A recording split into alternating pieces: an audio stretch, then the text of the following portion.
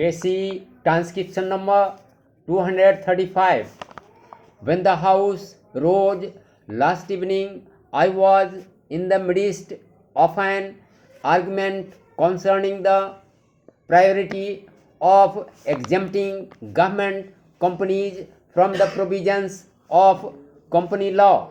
I wish to make it clear that where government owns 100% of the shares in a company, obviously many of the rules applicable to ordinary companies cannot be applied. Indeed, the well-known authority on modern company law summarized the position thus: it will be appreciated that the absence of shares and shareholders automatically renders large and important branches of company law totally inapplicable. Rules relating to the raising and maintenance of share capital, the control of directors by members, protection of minority shareholders, company meetings, and the like can have no relevance. As we have said earlier, the knotty problem of the relationship between the management and the members is solved by the abolition of the latter. But the approach of our joint committee to this problem is difficult to appreciate. Government companies are put in a peculiarly privileged position. Last night I happened to peruse the minutes of the 14th meeting of the joint committee which considered this question. The recommendations submitted by the finance ministry miss the point. There have been exemptions suggested for certain types of companies, but I do not think that any purpose will be served by having any of the government companies other than those in which government has 100% shares brought within the purview of the exemption clause at all.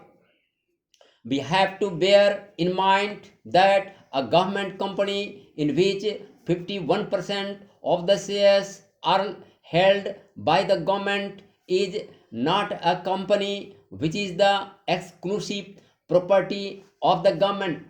It is one in which the government has a technical majority holding of the shares, and in theory the government, according to the provisions of the bill, is given powers to revoke all the safeguards provided in the company's bill.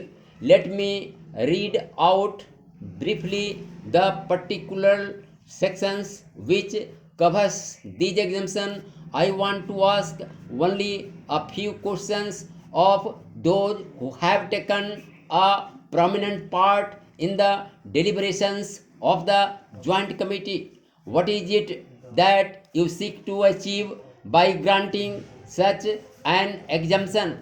The government can, if it deems necessary, cheerfully decide one fine morning to exceed the overall limit of managerial remuneration laid down in clause 190.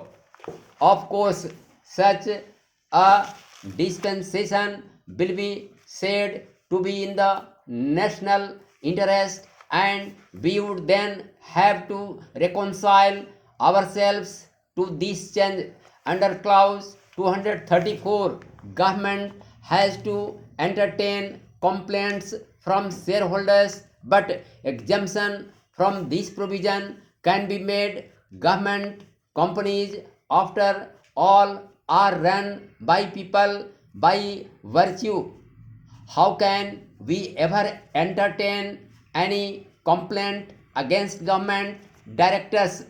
Indeed, the blanket power that has been given confers on the executive full and complete authority to dispense with any or all the provisions of the Companies Act except to provisions to which a specific reference is made. Of course, the argument would be put forward that government would not be unreasonable that it will not exercise these powers. I fail to understand the validity of this argument.